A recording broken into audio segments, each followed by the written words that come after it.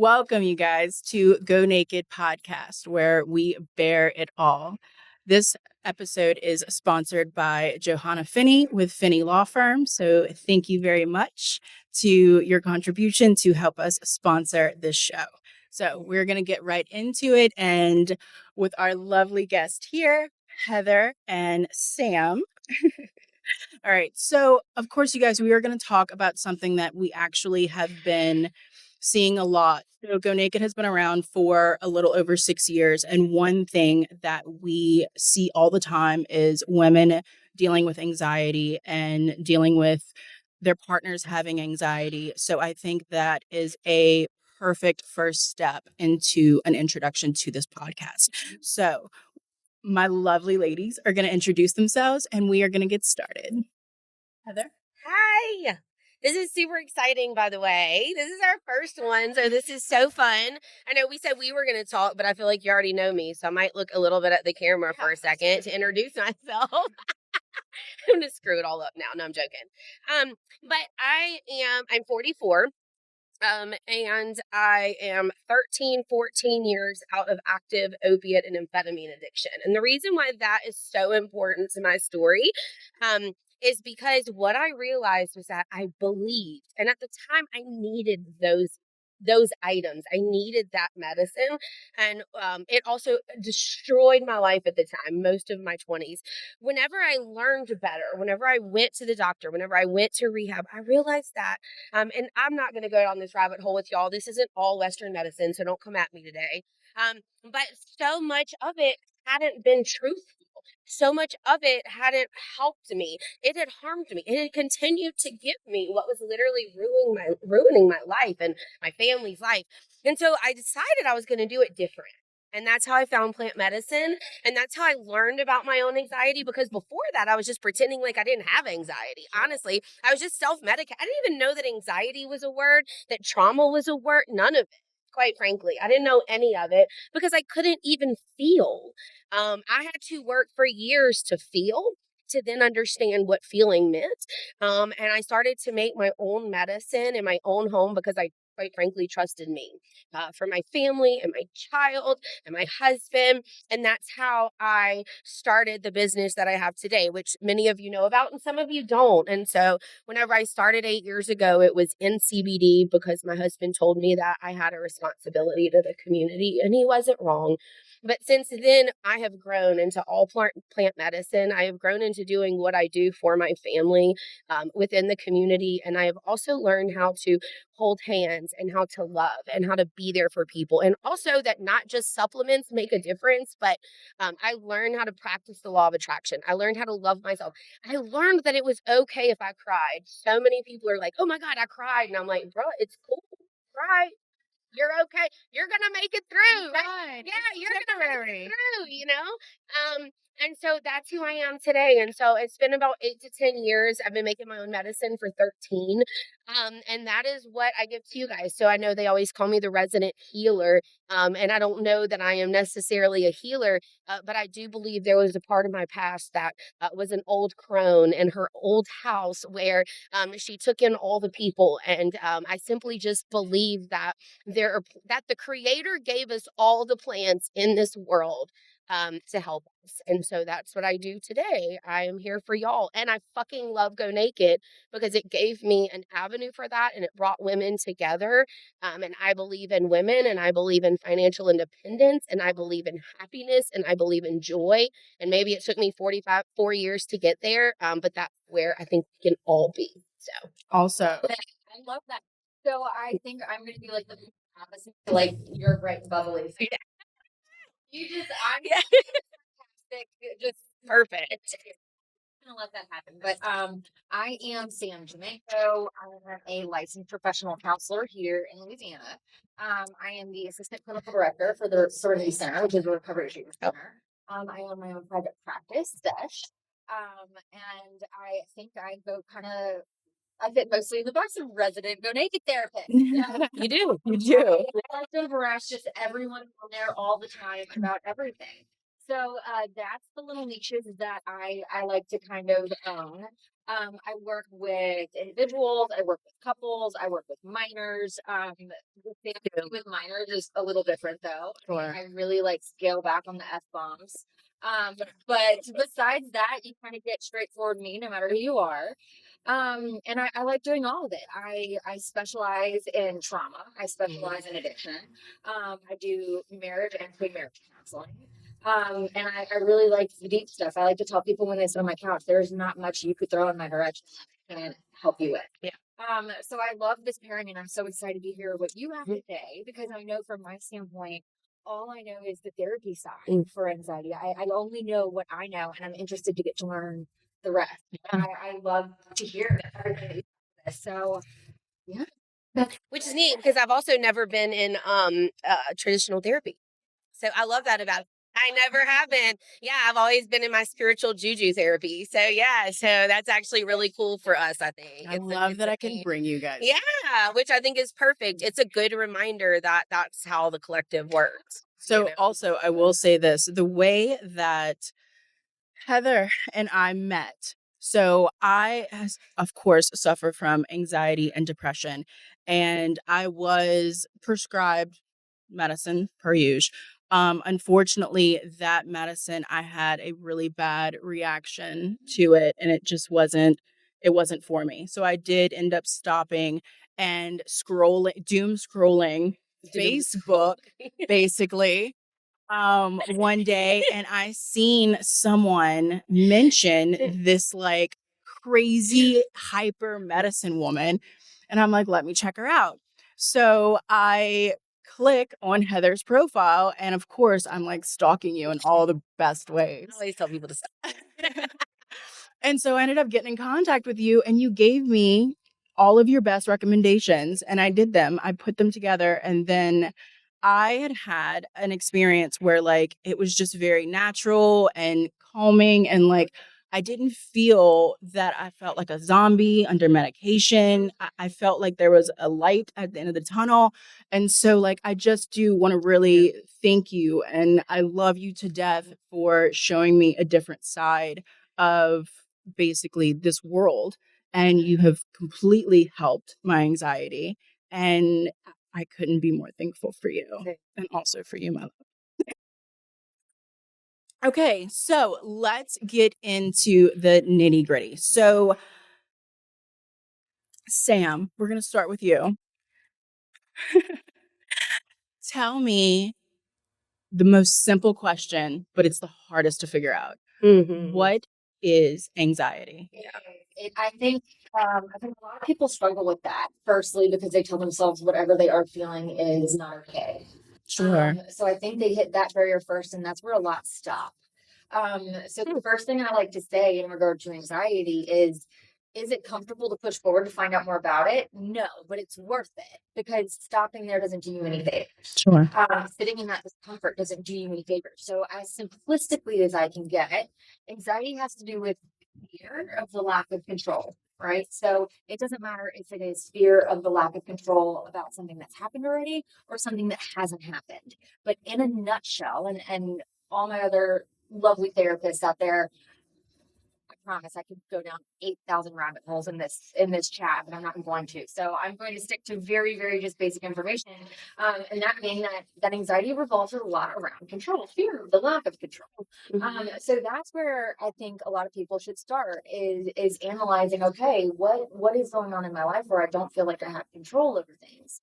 And if you really kind of get down to the little things here and there, you can really figure out, okay, I'm acting this way in this situation because over here I don't feel like I have control and I'm anxious about it. So I'm acting out in this area to try to figure out that I can get a little grip of control where I can. Yeah. So yeah, fear. It's a lot to do with control. So knowing the differences between what I have control over and what I don't really helps with anxiety. All right, Sam, in what ways do you see anxiety showing up? I think I see anxiety showing up the most. So I think another common misconception is that people believe anxiety only shows up in a mental platform, which is like I've got these racing thoughts all the time. I'm anxious. But anxiety is so much more than that. It has a physical layer as well as a mental layer. So being fully aware of both is imperative to being able to overcome it. So not only recognizing those mental symptoms, which we're going to go over a lot of the mental symptoms in a bit, but the physical symptoms, knowing when they're coming on as well, whether that means for you your chest is tightening, whether that's I'm sitting there and constantly doing what I or kind of hyper fidgeting all over the place. Whether I'm starting to sweat, whether my throat almost feels like it's constricting a little bit, or I'm not swallowing as easy as I want to. One of the biggest that you'll see stand out all the time is I like to call them anxiety shoulders. It's when all of a sudden your shoulders are way up here, and you have to go, okay, ooh, and you have to physically and mindfully drop them. To release where you're holding that anxiety. So I think really paying attention to both. The mental are going to be the forefront of your brain, obviously, because it's in your brain. But being aware of the physical symptoms that are exhibiting, those typically come first. So being aware of those indicators is super important to be able to overcome when everything kicks. So treating anxiety is not meant to treat it when you're already in that full-blown anxiety attack. At that point, sure, go with the big hitters, whether that for some people is medication, whether that for some people is the immediate crisis coping skills. But really, for the most part, it's the pre-management that does you the most favors. It's really being aware of how my body is reacting before my mental has the opportunity to go down the rabbit hole. Okay, nice. Heather, I also want to know from you, you have hundreds of clients. What do your clients kind of come to you whenever they're like, I have anxiety, and what are their symptoms? Like, what are they feeling? And it's interesting you asked me that because as I was listening to Sam, I was thinking about it. And one of the things that I've learned to do is when somebody calls and says, I have anxiety, what do you suggest? And I say, first, stop, halt. What does that mean to you? What does it feel like? If I put 10 people in this room right now and we separately asked them, what does anxiety feel like? They're all going to give us a completely different explanation. Yeah. And that's huge. When you think about it, that is huge. I can't treat the word anxiety. That is a way that the world and we have learned to group everyone together, and we need to do that. We have to have a word for it, right? Sure. But it doesn't mean that they're all the same. And so I think teaching people that they're feeling something, and that's sort of what Sam just said. I start with the physical, again, the chest pressure, it took me years to learn that I was having panic attacks when I passed out. I'm just being honest, dude. Years. My mom was like, I don't know why you randomly passed out. And I'm like, me neither, but now I feel better. And I'm like, oh, holy fuck, that was a whole panic attack. You know what I mean? And people don't recognize that either, though. Yeah. It's no different than trauma. Anxiety and trauma are related. And so often I hear people say, well, we had a post about this not long ago. What happened in your childhood or what didn't happen in your childhood so that you didn't have trauma? That is not possible. That is not real life. Nothing. It doesn't have to be physical abuse. It doesn't have to be something so harsh that trauma is anything. Anxiety is anything that we cannot remove, that we continue to remember. It is a trigger. It is a stressor. It's sleep. I can't sleep. Okay, well, what are you doing? I get a lot of that. Well, my mind's racing about what I have to do tomorrow and what I said to my kid today, and that is anxiety. Yeah. And people are not, acknowledging that. They're calling it different things, or they're ignoring it, or they're just expecting that that's what life needs to be. And I think we see a lot of that too. A lot of, is this just what life has to be? And I'm very anti, no, that's not what life just does. Absolutely not. That is not what life has to be. Correct. And so I think that it's recognizing and it's asking people to be aware, which is very similar to what Sam just said. If you're not aware, then I cannot help you. The first step is awareness. And I think that it's up to us to sit with people and let them talk and ask them the questions and not just say, oh, here's a quick solution for you, which I think is really what therapy is for. And same thing though. I can't help you if you just tell me a word. No cookie cutter. Not at It's all. not. No, nothing at all. And until I became aware of that, I still took it out on other people. I still took it out on myself. And it's like I said earlier, I didn't even know that I didn't, honestly. I grew up in an upper middle class family where nothing was wrong. You sure? Exactly. See the point? Yeah. That's I mean, exactly look, fucking I get it. correct. Are you sure? Are you No, sure? I'm not, because there was absolutely no form of awareness there and nobody explained to me who I actually was. And so, I had to figure that out. And I think that's where we start with people, is that there are physical and mental symptoms of anxiety and trauma, and pretty much all of us has it. My spiritual Yoda says your first trauma was when you were ripped out of your mama's womb. All the time. But if you think about it, and she's joking, but if you think about it, she's like, you're comfortable, you're good, and all of a sudden it's like, here's the world. Now you have responsibilities. Again, nobody hurt you. No, no, Really, no, they no. didn't purposefully hurt you, but trauma can look like that. Trauma can look like nobody purposefully hurt you. So walking into that, Absolutely. I do want to also talk about what triggers anxiety. And so that's a great segue into it. Again, I think being aware. So, I can remember as I started to go through my journey, and I started to utilize the right supplements and go walk through the law of attraction, which I practice a lot of. I do a lot of intuitive therapy, which I guess I started doing that about 7 years ago. Every month, like very much, just like probably people come to see you absolutely regularly. You do it. I always tell people there's nothing that there's no one thing. There's like, you've got to do all of it, and it's so important to have someone that you're talking to and you're figuring it out. And what I started to figure out was that I was lashing out on the entire world over trauma that I didn't even know that I had. My husband, I had this asshole boyfriend in my 20s, which, by the way, y'all, I don't even think he's still an asshole. I'm going to be honest, because I was 20 and he didn't know what he was doing and I didn't know what I was doing. Think about that. We hold on to that anger. Do you know how long I held on to an anger that I'm pretty sure at 44, we're completely different people? We are. We grow. Exactly. Hopefully, right. In the best ways. But we own two businesses together. When I got married to Chad 8 years ago, I remember saying, I'll never start my own company. Yeah. I always tell him things and he never listens, but yeah, you already know. I say that all the time. Keep lying to yourself. I know. Because I had so much trauma from that. This dude would buy things that we couldn't afford. He would write checks we couldn't afford. I have tons of money trauma. I still do. That's what triggers it. What triggers it is somebody doing something that has nothing to do with them. It has to do with who they were or who I dealt with 20 years ago. Yeah. It was old trauma. It was me believing that I had to do everything my husband wanted me to do or buy everything he needed, as if, right? Like I was responsible for that. No different than raised voices. So it took us a long time to not raise our voices in my house because, again, I had old relationships where yelling was just what you did. Also saying, I'm going to leave. I'm very anti saying, I'm done, I'm going to immediate fight or flight. Yeah. It does. Immediate fight or flight. I went through years of that. So again, we sat down. We have fucking conversations. Yeah. I explain it. Instead of just being mean and hateful, it was me saying, whoa, you know what? That wasn't actually about you. Yeah. That wasn't actually about you. I can be vulnerable. My feelings were hurt because of something in the past. Let me explain to you why.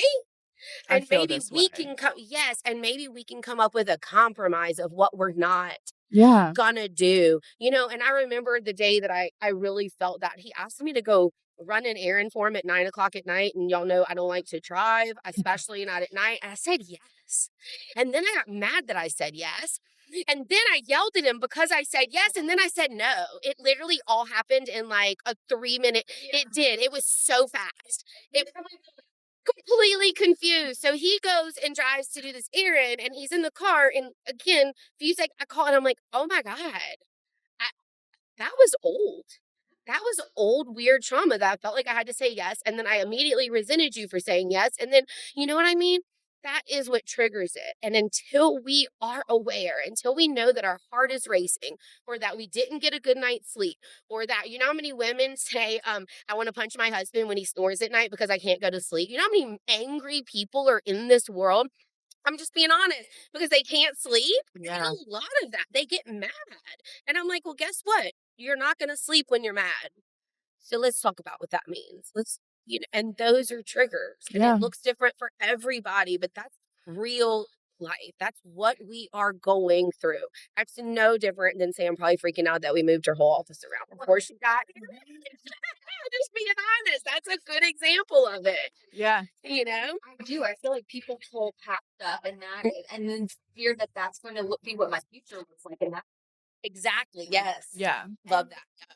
in the day to day, they'll spend time avoiding the fact that they're feeling anxiety at all, and then all that. It's like you end up in this anxiety cycle in which I'm avoiding the feelings that I'm having and I'm pretending that they're not there. And all the while you put it on that shelf to the side, it doesn't get any better. Yeah. And it's sheer overthinking. Oh, yeah. So avoiding it in and of itself is one of the biggest problems too. So with overthinking, I do want to get into the overstimulation. What is the common symptoms of overthinking? So there are 8 million symptoms and triggers for anxiety, but I've got it kind of narrowed to 7 that I've seen most commonly, whether it's from people that I talk to on a day-to-day basis that are friends and family, or clients that I've worked with, coworkers that are having rough days. I've kind of got it narrowed down to about 7. And if you hear these, my apologies, shots are about to be fired. But That's what we do best. Step 1, I think you said it earlier, and that's going to be the overthinking. That's where I take one thought that should stay one thought, and I almost like putting a pair of tennis shoes in a dryer and leaving it on that cycle and it's going plunk, plunk, plunk, plunk, plunk, plunk, plunk, plunk, and not letting it, not leaving it. Yeah. And I just leave it and I overthink it. I beat that horse until it's dead. Yeah. And I will not let go of it. So overthinking is one of the biggest indicators, right? If I cannot find myself a solution, and then after I find that solution, get to a point where I'm satisfied with it, and then I can move on from that thought, that is going to be a big indicator and a big symptom of anxiety. And that one kind of ties into the second one, which is rumination, which is where I sit there and I ruminate on everything happening that's negative. I ruminate, I sit there and I just kind of sit in it and I let it simmer, and I'm not necessarily doing anything about it. I'm ignoring or avoiding the fact that I even feel it. And then I just let it go. All that's doing is that slowly my body is getting more tight. My brain is getting more stressed. All I'm going to do is pop off on the next person that comes at me with something even minorly inconvenient. Sure. So overthinking, the rumination, mind reading, that's an anxiety trait. That's where I walk into a situation almost and I prejudge what somebody. I have a beautiful friend who told me, he said I did this, and he's probably going to hear it and love that I mentioned it, but he was so self-conscious and anxious in social situations. And he walked into that social setting and he saw these guys on the other side, and he had really old shoes on with holes in the bottom. And he was very self-conscious because he didn't come from a big wealthy family, and he put himself out there. And he walked in this room and he saw those guys snickering in the distance. And he was like, they're judging my clothes, they're judging my shoes. All they're doing is talking about me. And he said immediately his anxiety kicked and he got very defensive. And he could tell her, he's like, they're judging me. And now I already feel uncomfortable. I'm not liking where I am. And what he told me was huge. He said, after that, I walked out. I was mad. Those guys left. And he was telling his friend could see that he was bent out of shape. And he said, what's going on? He said, they were judging me. He said, sir, go sit where they were sitting. And then you tell me if when I stand at the door, you can see my shoes. And the answer was no. Right. From that point of view, they couldn't even see the shoes that he thought. So that mind reading will get in your way. And at that point, that kind of makes you the asshole, right? Because he actually, in those shoes, was judging them. Right. Even talking to them. They could have been great people. Yeah. They very well might have been, but that opportunity was totally gone because the anxiety had hit the roof. And instead of communicating his way through it, he totally prejudged, thought he was mind reading the situation, and then lost out on a lot because of it. So that's another, mind reading is another very common anxiety symptom. Mental filtering, though, is the one that I'm going to move into next. And what that is I could say something along the lines of, Britt, you're amazing at makeup, but your sense of style just sucks. Sometimes, yes. Right? And what mental filtering will do for an anxiety trait is it will only hear the negative part of it. It will completely negate what I said is you're an amazing mom, but when you come to packing lunches, you suck.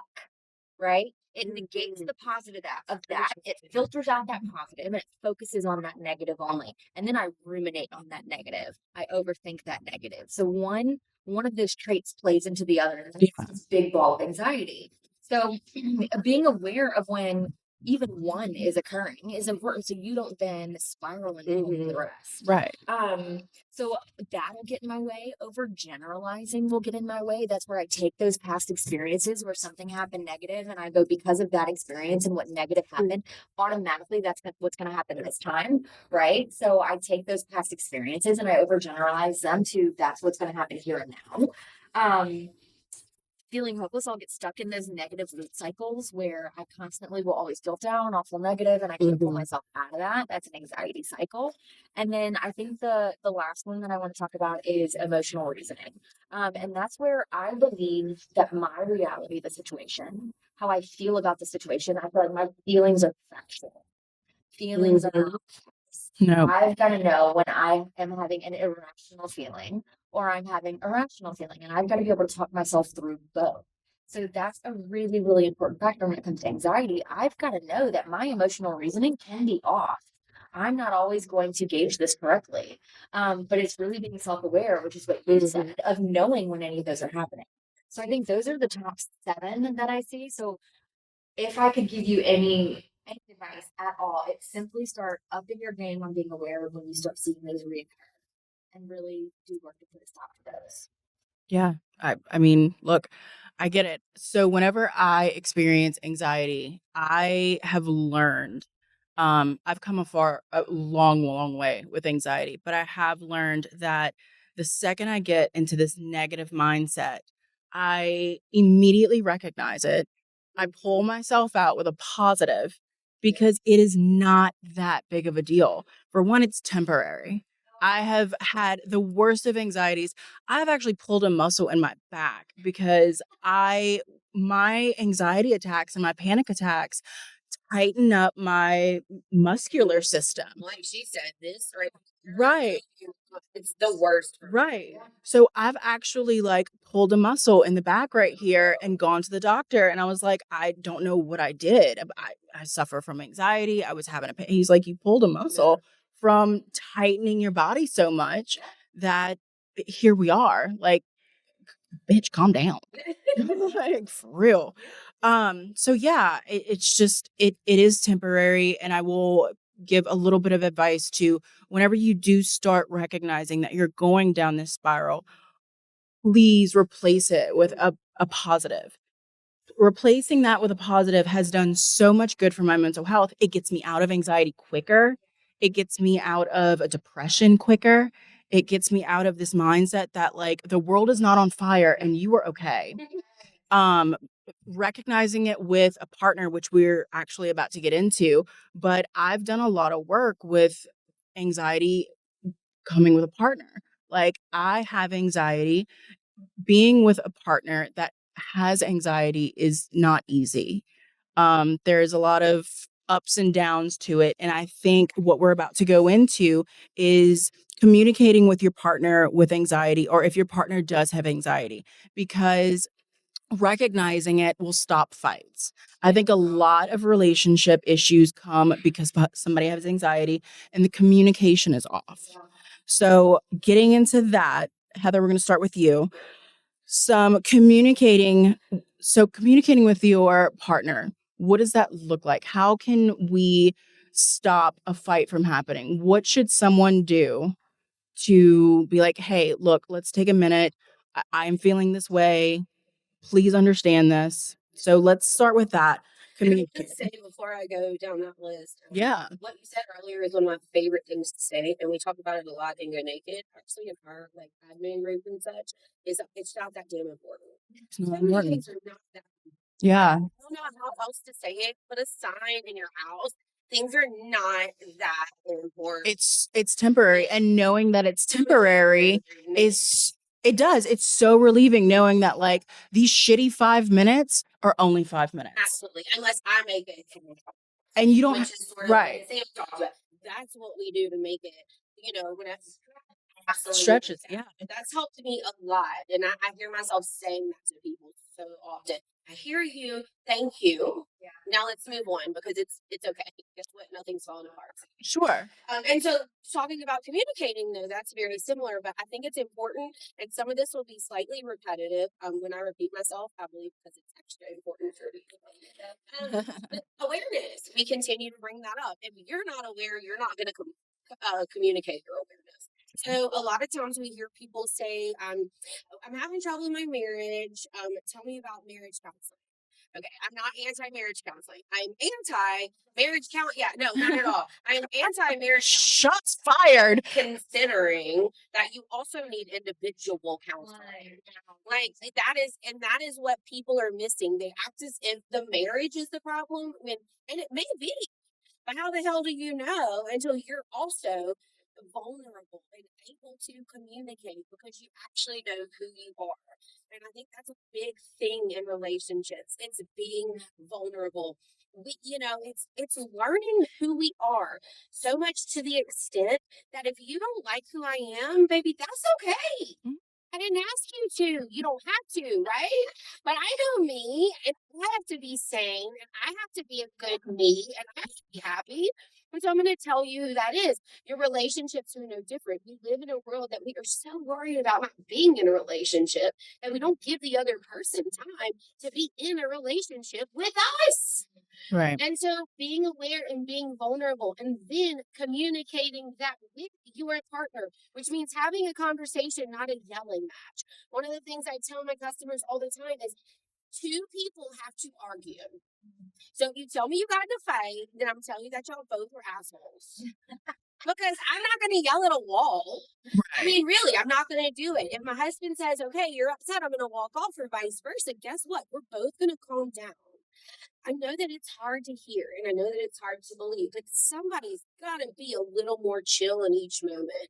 And it doesn't have to always be you or you, but somebody is. It's like with children. I mean, if my kid's having a panic attack, I'm not going to be like, shut the hell up. What are you doing? Right. Somebody's got to calm down. And I think learning that calmness and understanding that it's not about you, they're not mad at you. You're upset, you're screaming, everybody's got heightened emotions. What if we didn't make it about each other and we just said, you know what, right in this moment, I feel this. and let's retreat from it. Yeah. It usually doesn't take long, at least not for me, not now. I mean, Chad and I have years of experience now, but I don't find that now it takes us long. Nobody has to storm out. Nobody even has to leave now. We can pretty much just breathe our way through it, go do what we were doing, come back. And whenever I'm not going to have a panic attack or he's not going to raise his voice or I'm not going to cry because that still bothers him and I want to punch him in the face, but we're working on it, you know? Yeah. I like to cry and it's a release. And I'm like, oh, my crying bothers. That's his trauma, but that's a whole other conversation. But for real, it's like, then we come back and we have a conversation. And again, you know what? Usually it's not that damn important. It's not. The anger was important. Everything you talked about, the ruminating, the creating resentment out of something that didn't need to be resented. Those things seemed important. And so we have a few basic rules, and I'd love to say that we learned these in our marriage, but we actually learned these from an 8-year-old who had a lot of anxiety and a lot of panic attacks. Who is now like the chillest kid ever, but he's also a teenager, so you get what you get. But it was, we don't yell. I don't have to raise my voice. You don't have I to. have to raise my voice then against it. We're not having this conversation today. And that's with go walk, go in your room. We all have our space. You know what I mean? Go find your space till we're ready to have a viable conversation.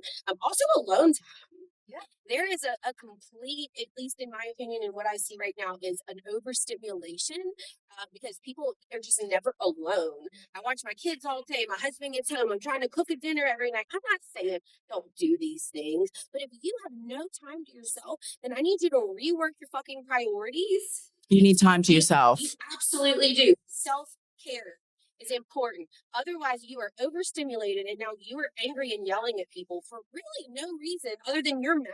Because when I get overstimulated, I get mad. Mm-hmm. That is, I think, a very viable thing. That's why now we're earplugs whenever I'm in loud spaces because I don't need to yell at strangers just because they're talking to you. Sure. And so I think that that's a big one. The no yelling, understanding overstimulation. I'm a big fan of earplugs. I'm a big fan of self-care and self-confidence, which also goes back to awareness. If you don't know who you are and you do not love yourself, it's going to be really hard for us to move forward in this conversation. Sure. And I don't, and that's really hard for people to hear because what they want, I think Sam can maybe, explain this even more, but they want to fix the problem.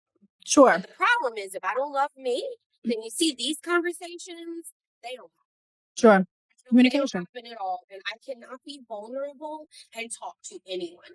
Anger it's a hidden vulnerable emotion. It means I don't want to cry. I don't want to tell you I'm sad. I don't want to tell you I'm embarrassed. I don't want to tell you that maybe some point in the past I was abused. But vulnerability says, you know what? This is what I need from you. I need you to see me. I need you to love me. What can we do to work with that? And I think that vulnerability and self-confidence are how we move forward. All right, Sam. So being supportive is a huge thing in communications with relationships, anything like that. So what I want to talk about now is, say I have anxiety and I want to express that to my partner.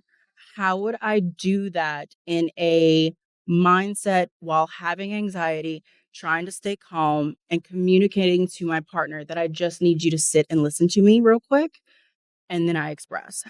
What would be some exercises that would help? So I think it plays perfectly off of all of what Heather just said when it comes to communication at its finest, right? So first, being self-aware that I'm experiencing anxiety and being able to communicate it to my partner.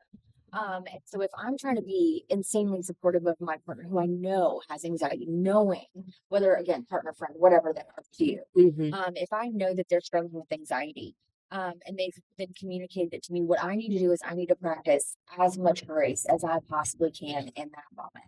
So when they come to me, the best way I tell my clients who are experiencing anxiety to tell that to their partner. Like if I walk in, I have anxiety attacks. And I walk into my house, I tell my husband right off the bat, I don't worry about explaining it. I don't worry about justifying it. I don't worry about making excuses for it. I simply tell him my anxiety is through the roof today. My anxiety is through the roof today. What that's communicating to him, hey, kid gloves me, right? Yeah. I don't meet today with kid gloves because I am through the roof. I have a name for my anxiety. So I'm like, okay, Margaret is on it. Horrible. I love that idea. Margaret is on one, right? Yeah. So that's how I communicate it to him. I don't even have to use that terrifying A word, anxiety. I walk in the door and I say, "Hun, Margaret is doing the worst today," and he's like, okay, what do we need? We need a glass of wine. We want to put on some trash TV. What do we need? Right. So as soon as I've communicated that my anxiety is through the roof, I go to him and he provides me with a list of things that help immensely. Keep in mind, these things are not going to work for everybody. So when it's your partner, try all of them. Right. But step one is acknowledgement. Hey, I can see it. Gosh, I can see Margaret. We hate her. So what do we need? We need junk food. We need comfort. He'll kind of rattle off this list of all these things that'll help me. Sometimes what it is I need to have a thorough conversation to talk myself out of the irrationality of my thought process. So sometimes what he's there for, he'll ask me, do you need comfort? Do you need a solution? What can I help you with? He'll ask. Never just assume what you can do for your partner's anxiety. Ask them.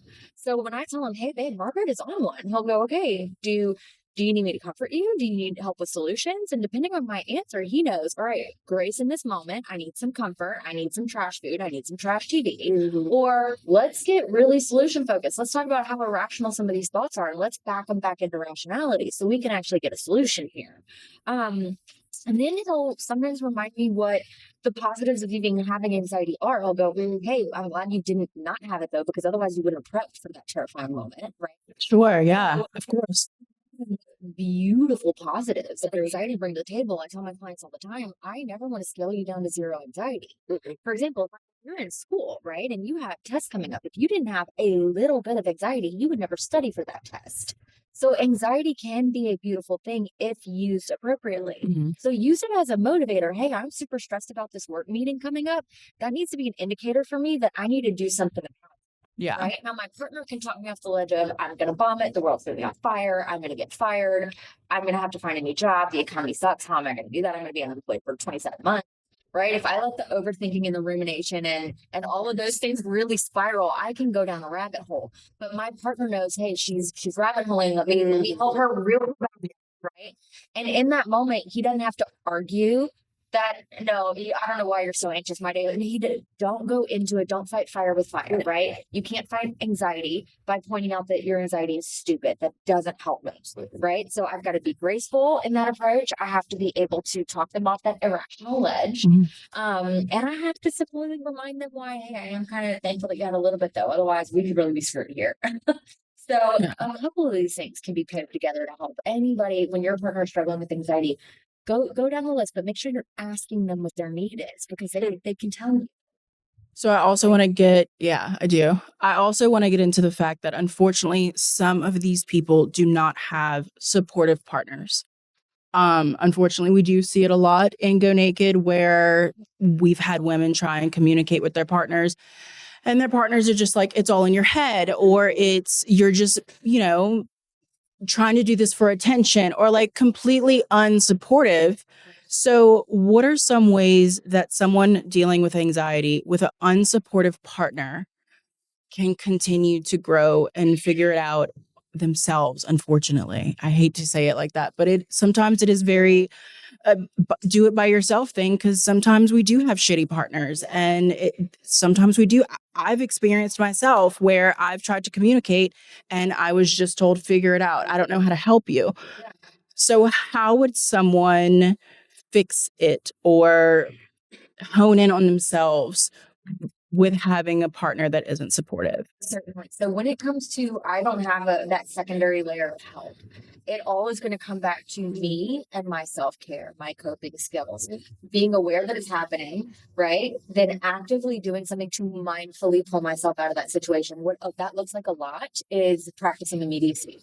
So the majority of the time that you're anxious, you're feeling, again, it's a fear of the lack of control over something happening around you, and I'm anxious about it. Again, whether that's a what if, that's a future thing. Well, the what ifs will get you, right? Yeah, of course. It's one of those 7 immediate symptoms, those what ifs. And then fear over the lack of control that I had in a situation that now is triggering for me, and I pull that into all of my future experiences. So now I'm just dooming them all to fail. So what I have to really do in that moment is I have to practice immediacy. I have to make sure that my brain is exactly where my feet are. If my feet are in this room, I've got to make sure my brain is in this room. I can't have it going, but what if X, Y, and Z? I'm not guaranteed tomorrow. Right? I'm not guaranteed tomorrow. So no matter how much I'm anxious about whatever's coming up this week, whatever's coming up with family or friends or work, none of that matters. That's not promise. I've got to focus on the controllable, which is the moment that I'm in right now. So step one, if you're there, you don't have somebody supporting you, I need you to go, all right, my brain is thinking about what's for dinner. My brain is thinking about, I need to put the laundry from the washer to the dryer. And then I need you to go, wait a minute. I'm in this moment with my kids. I'm supposed to be playing with my kids. I need to make sure my mind is in this moment here with my kids, playing with my kids. Right. So practice immediacy. That would be my number one recommendation for if you are fighting this battle alone, practice immediacy as much as you can. Okay. I love it.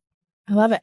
So we are about to start wrapping up, but I do want to talk about one other thing, which I think both of you guys, because I do know both of you, can really help our audience. So what are some exercises that, Heather, you recommend when having anxiety, how to cope with it? I will say we have, and the great thing about a podcast is you can go back. I tell people all the time whenever I do lives or I do Zooms, and I say, go listen to it again and again. Number one, because we've already talked about so many We have. exercises, quite frankly. I also always say that there are separate solutions. And of course, I have, plant medicine and supplements that I do believe in. They have absolutely changed my life. And that'd be a whole nother rabbit hole for a whole nother day. But what they have done for me is lifted that weight off my chest, helped my shoulders come down, and given me a focus and a perspective that said, you know what, I want to do this. Number one. Number two, and I will repeat what I said earlier, self-love and self-confidence. Those are exercises that have to be done. For me, I went down the road of the law of attraction and intuitive therapy. That was the decision that I made. I still highly recommend that to people. It's not meant for everyone. Some people do great with therapy. I mean, listening to Sam, I'm like, bitch, you smart. You know what I mean? But we hear different ways. We learn different things. We read different books. We understand in a different, I don't know, vocabulary or what works for us. So just like you said, having that positive self-speak. So whereas Sam just mentioned, your partner having a list of things that work for you. So what I always tell people for me is make a list, very similar but different. I say, make a list of what makes you feel better. Mhm. That's the first thing I want you to do. So now every time you feel like shit, where's your list? Right. I don't care if it's go to the dollar store and spend $10 on dollar items, because bitch, sometimes that is fun. And I also think, I mean, but for real, right. But also in couples, I think that list also needs to be shared with your partner. It could be, which is what she said. So they know, okay, so she has anxiety. I have this list. Yes. Let's go through this list. Let's try and help her. Let's try and be supportive. This is how we can further this. Totally agree. Again, when you understand yourself, you can explain yourself to someone else. It completely changed. I can explain myself. I have learned to have to explain myself to my teenagers now. That's a crazy life whenever you no longer have a 6-year-old or an 8-year-old and you're explaining to a 16-year-old why you don't really want to hear what they have to say because you're overstimulated in that minute, but you love them so much, but you need them to go away for a minute. Yeah. That takes a lot of vulnerability in a conversation. Yeah. So those lists that I call your happy list, they are so important. Having your affirmations, you know that I make affirmations for y'all all the time. I press it out for you. Here it is. Say it. Say the affirmation. Do it. Exactly. And the last one that I would say, and of course I've got so many more, but these are my big ones. It's the middle of the night. We all wake up in the middle of the night. At least I think everybody does, especially at our age. And the minute we think of something negative, stop. Put a smile on your face. Heather, in the middle of the night? Yes. In the middle of the night, I want you to smile and I want you to think of something happy. I don't care if it's your next trip or your last trip or whatever you want to make up in your mind, but stop laying there thinking about all the shitty things in your life, because they're not all shitty. And we get to make that decision. We get to figure out where the joy comes from and if we're going to bring it up. And those tools are real life. And if they weren't, then there wouldn't be so many of us living a beautiful life. They do work, but only if, you work them. That was totally I know. She heard it. It works if you work it. It does, though. Yes, yeah. All right. So, Sam, I know we talked a little bit about grounding and putting yourself back into basically reality. What are some other coping skills that we could give to our audience that maybe would help them throughout the day?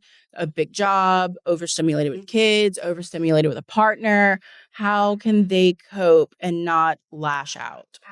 So I know I mentioned immediacy, and I know I heard y'all say grounding, right? Grounding is a great way to do that. Easy. I think a lot of people hate the word grounding because they assume it means I need to go outside and stand in nature, which is a beautiful way to ground.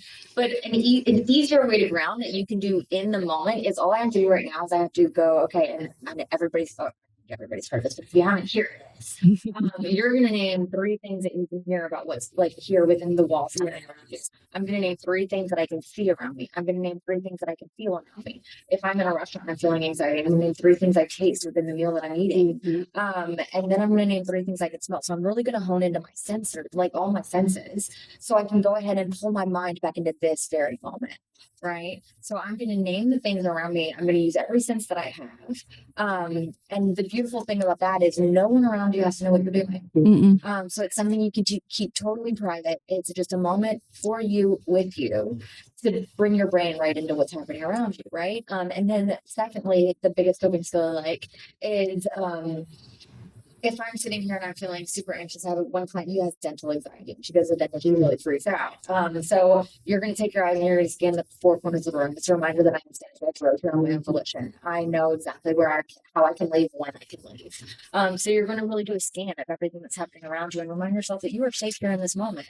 And it's temporary. This discomfort is temporary. So I've got to be willing to tolerate a little bit of discomfort to know that I am going to be able to leave in T-minus 30 minutes, whatever that looks like. Just to really get yourself through those hard moments is important. Yeah. Okay. Well, and I don't think a lot of people have heard about that, by the way. Oh, I mean, I have, but not in that exact way or explained. So that was great. Right. So like I've been through I think it's called the 5, 4, 3, 2, 1 scenario, where you like find 5 things, then you find 4 things, then you find 3 things, and so on and so forth, just to get your mind back into reality, this moment. You're okay. This is temporary. It sucks right now, but it's not going to suck forever. And I think continuing to tell yourself that and literally talking to yourself. So whenever I have a negative thought, I use my government name and I'm like, Brittany, stop. I talk out loud to myself too. Yeah. It's totally different to yourself when you open your mouth and my brain is Right. different than my voice. So whenever I have anxiety, I will use my government name and I'm like, Brittany, stop. And after I tell myself to stop, everything after that is a positive. Stop doing this. You're having a great day. The boys love you. Like, it's going to be okay. I know it sucks right now, but it's not going to suck forever. Just keep going. You're going to be okay. Oh yeah, and verbally being able to argue it, right? Yeah. So I like that idea of personifying it too. So now it's not, my anxiety is not me. My anxiety is what's in the way of me. Yeah, absolutely. Margaret in a corner. My anxiety. Margaret. We're not doing this today. Totally Right? good. And Yeah. I argue with her out loud. Yeah. Yes. No, I'm choosing to not get on your level today. Yeah, I choose me. I do not choose you. We're going to make this about me. I love myself. I can do this. Again, temporary. It is a temporary pain in the ass that doesn't stick. Give yourself 5 minutes. Give yourself some grace. Learn to love yourself a little bit more. Self-care with your friends, but also self-care by yourself, I think is very, very important as well. I do know that I will basically recluse sometimes because I need that. And then also I will come to my women and be like, I need some love. And it's I am very grateful at the fact that I have such a wonderful girl gang that I can trust, and I have so much support and unconditional love that I could be like, I am not okay today. And you guys just love bomb me basically. And like, I know I'm okay. I know that everything's going to be okay. It's just a bad day. And I'm still loved. I'm still, we can keep going. Like, if I let anxiety control everything that I did, Go Naked would not exist. Absolutely. I don't think any of us, our lives would exist. I don't think we'd be where we Yeah, are. like Go Naked wouldn't exist. If I was worried about what people thought about Go Naked, she would not exist. But I take the anxiety out. I realize how well Go Naked works for so many women, how much it's helped so many women. And that's basically our mission. We want to help other women and we want to help them figure out their anxiety and heal from trauma and move forward in this wonderful, beautiful life that we all have and deserve. So, with that being said, we are going to end this session, but I do want people to know where they can find you guys. So, Heather, where can people find you? That's probably easy. I'll make that really quick and simple because you're about to put it under the YouTube video. I will have everything listed. Yeah. Once, if I didn't already say that. And I am very easy to find on social media. I am all over Go Naked. You can look up my name. I always tell people, stalk me. I just as soon you get to know me that way, call me or message me. I'm not hiding basically. If you need my phone number, ask me for it. I'll give it to you. I'm pretty easy to find. So yeah, if you can find any of us, you can find any of us. Any of us. Really. Literally. I am. I'm the exact same. Just pull up Go Naked and you'll see me land. Absolutely. I'm also on Psychology Today if you want to check out any specs beforehand. But like I said, work with everybody, as long as you get help, my job is done. So agreed. If I'm ever not the right person, I refer out like case and I will get you with the right person. So Go Naked, Psychology Today, you'll find me super quick. Yeah. All right. So we are going to wrap this session up. You guys, I am so excited that you guys are with us. And this was our first podcast and we have hundreds to come. We have so many topics to talk about. So with that being said, we love you and we're so grateful that you guys are here to support us and we're here to support you. And we will see you the next time. Next time.